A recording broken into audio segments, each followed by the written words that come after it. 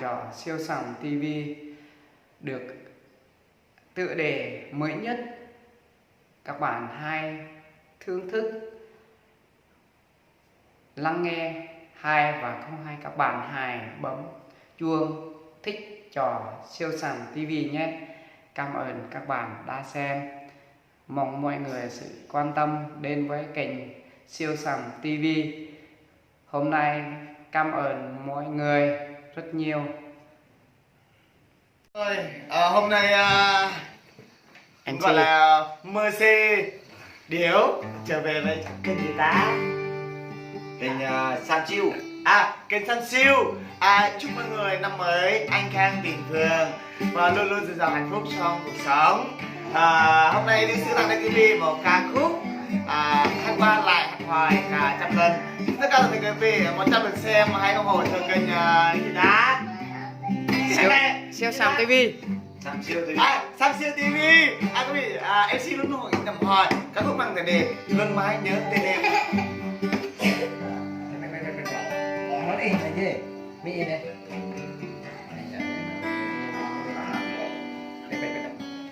Em đã từng bên em có biết anh đang đau rất nhiều, từng cơn gió thầm mong bên em có hay năm mới đã đến rồi, tình yêu đâu chẳng còn bên anh thầm mong bên em suốt cả cuộc đời của anh thầm mong bên em suốt cả cuộc đời, vì em đã ra đi chẳng còn một lời với tay nhớ, anh còn đây mong thương em thương cả cuộc đời. Anh đã đến ngôi nhà em từng mơ,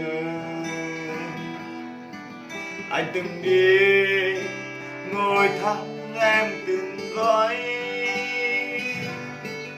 anh từng mơ một giấc mơ ta bên nhau, và anh đã bước đi trên con đường dài chẳng có em, anh thầm mong được gần bên em và hôn em vòng tay ấm áp, và anh đã xuyên xa trái tim của anh chẳng trao đến ai, chỉ có em là người anh thương, cả cuộc đời anh chỉ mong có em, người anh đã từng tới trong giấc mơ hay là giấc mộng, anh từng yêu và từng đã mơ trời xa,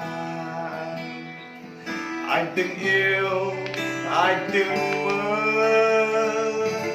về trường xa. Chúc mọi người năm mới vui vẻ hạnh